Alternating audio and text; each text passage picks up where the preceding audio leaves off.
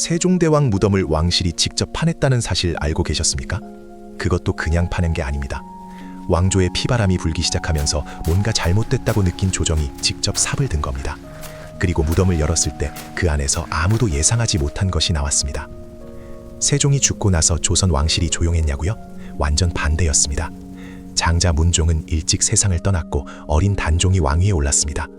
그리고 숙부 수양대군이 등장하면서 조선 왕실은 그야말로 상상을 초월하는 비극으로 흘러갑니다. 단종은 영월로 쫓겨났고 세종의 자손들은 줄줄이 숙청당했습니다. 여기에 야사까지 더해집니다. 단종의 어머니 현덕왕후가 수양대군의 꿈에 나타나 얼굴에 침을 뱉고 저주를 퍼부어 그가 평생 끔찍한 피부병에 시달렸다는 이야기까지 돌 정도였습니다. 그런데 당시 조정은 이걸 그냥 권력 싸움으로 보지 않았습니다. 왜 이렇게 비극이 겹치는 것인가? 혹시 세종 능 자리가 문제인 것 아닌가? 이 의심이 조정 전체로 퍼지기 시작한 겁니다.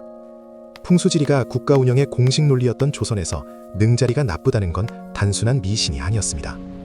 그것은 왕조 전체에 내리는 하늘의 경고로 읽히는 것이었습니다. 결국 예종이 결단을 내립니다. 세종능을 열겠다. 그리고 실제로 열어봤더니 관 주변에 물이 고여 있었고 수위가 제대로 썩지도 않은 심각한 침수 상태였습니다. 조정에 충격이 퍼졌습니다. 왕이 편히 잠들지 못하는 자리였다는 해석이 삽시간에 퍼져나갔고 이것이 왕조의 불행과 이어진다는 공포감이 조정 전체를 덮쳐버린 겁니다. 이건 단순한 이장 결정이 아니었습니다. 이 왕조가 지금 하늘로부터 경고를 받고 있다는 두려움이 깔린 결정이었습니다. 새 자리를 물색하던 예종은 결국 지금의 여주에서 완벽한 명당을 발견합니다. 그런데 문제가 생겼습니다. 그 자리에 이미 무덤이 있었던 겁니다. 당대 조정의 핵심 대신이었던 이인손의 묘였습니다. 후손들이 조정 요직을 줄줄이 차지하고 있는 당대 최고 권력 가문의 조상 무덤이었습니다.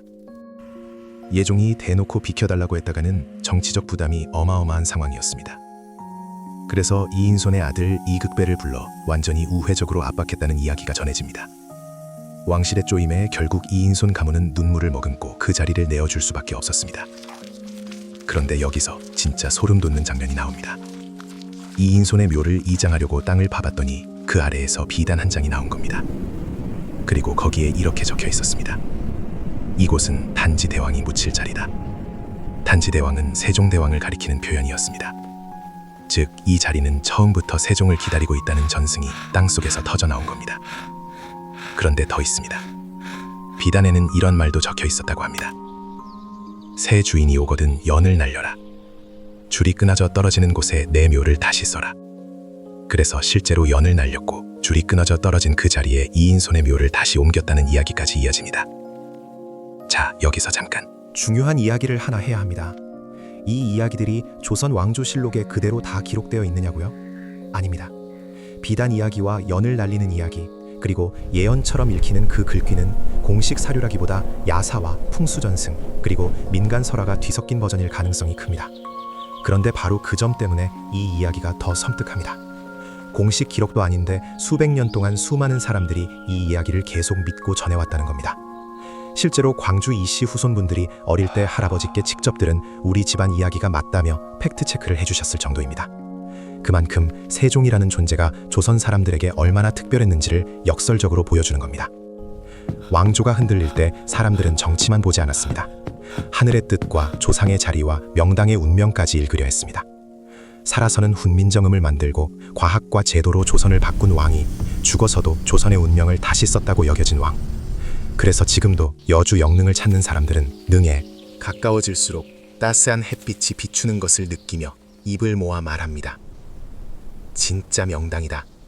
살아서는 백성을 위해 모든 것을 바치고 죽어서도 조선의 피바람을 잠재운 세종대왕. 이 신비로운 이야기, 여러분은 어떻게 생각하십니까? 이 비단 이야기가 진짜 역사일까요? 아니면 세종에게 더 씌워진 가장 거대한 전설일까요? 댓글로 알려주세요.